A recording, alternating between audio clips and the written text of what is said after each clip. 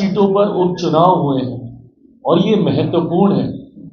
इन उपचुनाव का गणित हम लोग के लिए समझना जरूरी है और जो इन उपचुनाव का गणित समझ गया तो वो 2025 के परिणामों को भी समझ जाएगा।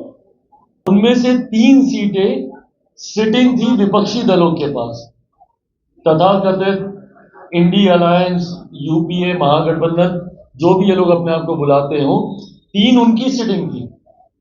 ना सिर्फ हमने अपनी एक रिटेन की है बल्कि इनकी 3 सीटों को भी एनडीए गठबंधन ने जीतने का काम किया है।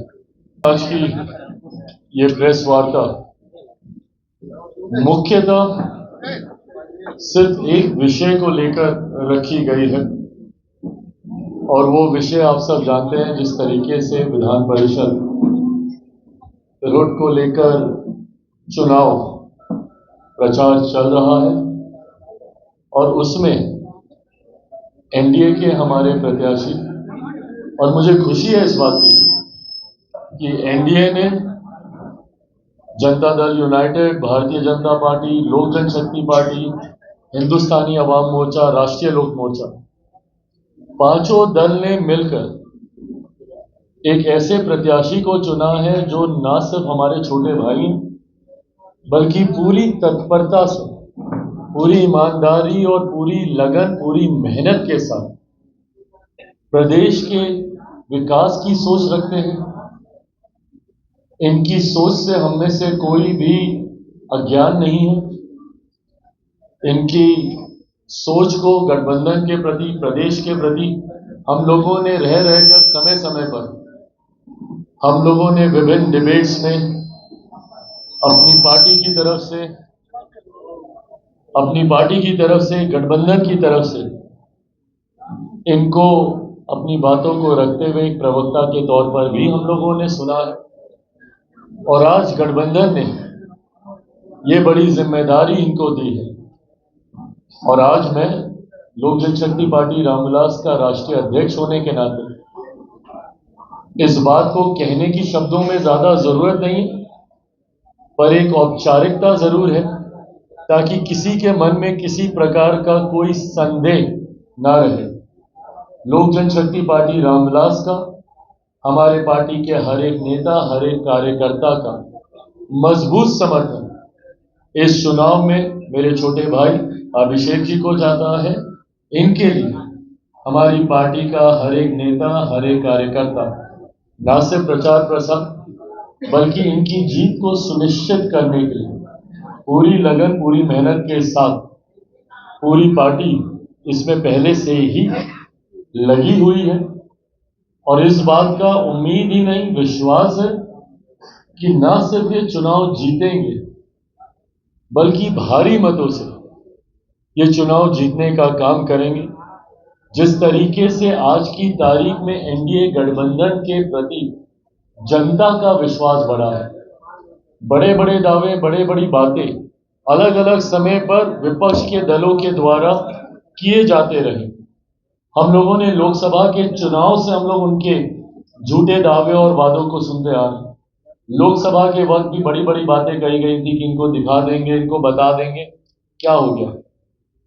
हमारा गठबंधन ना सिर्फ मजबूती से लोकसभा के चुनाव में हम लोग का प्रदर्शन रहा, बल्कि ये जो 4 सीटों पर उपचुनाव हुए हैं और ये महत्वपूर्ण है। इन उपचुनाव का गणित हम लोग के लिए समझना जरूरी है और जो इन उपचुनाव का गणित समझ गया तो वो 2025 के परिणामों को भी समझ जाएगा।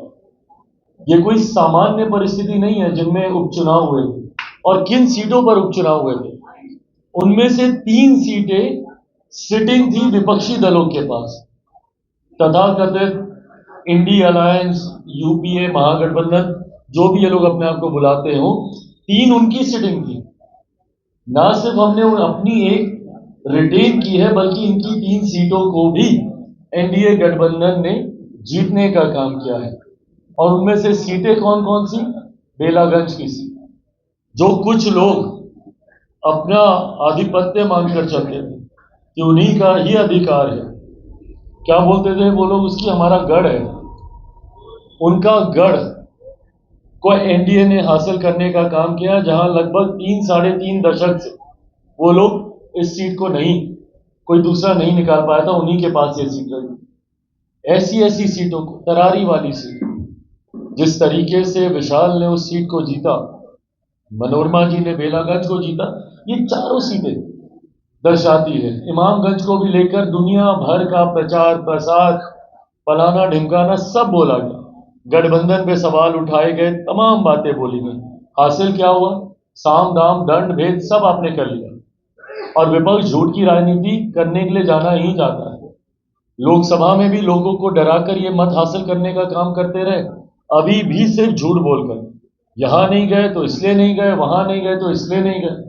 भाई, जब गठबंधन एक साथ है, और इस बात को आप सबके माध्यम से मैं स्पष्ट कर देना चाहता हूं, बिहार की जनता को भी पूर्णतः मैं स्पष्ट कर देना चाहता हूं कि लोक जनशक्ति पार्टी रामविलास हमेशा से एक ईमानदार सहयोगी की तरह रही है।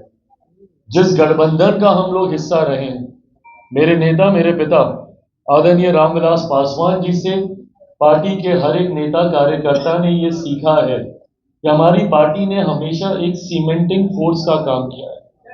गठबंधन को कैसे और मजबूत किया जा सके, इस दिशा में हम लोगों ने हमेशा कार्य किया। वाद विवाद में उलझे बिना किस तरीके से गठबंधन को अपने दल का हम लाभ पहुंचा सकें, इस दिशा में हम लोगों ने काम किया। तो अगर कभी भी किसी भी चुनाव में कोई भी इस तरीके का भ्रम फैलाता है, बिना किसी भ्रम में उलझे, बिना किसी की बातों में आए, मैं अपने तमाम समर्थकों से, अपने एनडीए गठबंधन के तमाम समर्थक जनता बिहारियों से यह आग्रह करूं कि बिना इनकी बातों में उलझे, और जो कि बिहार की जनता अब नहीं उलझती, परिणाम लोकसभा के चुनाव ही थे, उस वक्त भी आरक्षण संविधान को लेकर क्या क्या झूठ इन लोगों ने नहीं बोला। क्या हुआ? जीता कौन? एनडीए गठबंधन। इस वक्त भी चुनाव परिणाम से एक दिन पहले तक क्या क्या बातें ये लोग कर रहे थे कि चारों की चारों सीट एक तरफा रहे, एक सीट ये लोग नहीं जीत पाए, और तो और 3 तो आपकी अपनी थी, कम से कम उसको तो आप लोग बचा लेते, वो तक ये लोग नहीं कर पाए। वो दर्शाता है कि बिहार की जनता, और बिहार की जनता नहीं, ओवरऑल देश की जनता ने अब पुनः ये मन बना लिया है। कुछ राज्य जरूर थे लोकसभा के चुनाव के वक्त जो इनके झूठे नैरेटिव में आए, उन राज्यों में भी आज की तारीख में प्रदर्शन देखिए हम लोग। महाराष्ट्र उसका इतना खूबसूरत उदाहरण है, किस तरीके से प्रधानमंत्री नरेंद्र मोदी जी के साथ महाराष्ट्र, हरियाणा, ये वो राज्य हैं जहां पर विपरीत परिस्थितियों में हमारे गठबंधन भारतीय जनता पार्टी ने बेहतरीन प्रदर्शन किया। तो ऐसे में देश की जनता, और खास तौर पर आज जब हम लोग बिहार में इस चुनाव का हम लोग जिक्र कर रहे हैं, बिहार की जनता ने पूरी तरीके से मन बना लिया है। ये जनता से जुड़ा हुआ विधान परिषद का जो चुनाव है, इसमें जितने भी वोटर्स हैं, मैं उन सब से अपनी तरफ से, अपनी पार्टी की तरफ से, और अपने गठबंधन के हर एक घटक दल की तरफ से यह विनम्र आग्रह करूंगा कि हमारे भाई अभिषेक झा जी को आने वाले दिनों में भारी मतों से विजय बनाकर बिहार की विधान परिषद में भेजने का काम करें। उम्मीद ही नहीं, विश्वास दिलाता हूं, क्योंकि इनको मैं व्यक्तिगत तौर पर भी अच्छे से जानता हूं कि आने वाले दिनों में ये विधान परिषद सदस्य बनकर आपसे जुड़े हुए मुद्दों को, आपसे जुड़े हुए विषयों को मजबूती से उठाकर आपकी हर संभव मदद करने का ये काम करेंगे। ये विश्वास मेरा इन पर है, और यही विश्वास मैं आप सबको भी दिलाना चाहता हूं। अब इसके अलावा आपके कोई और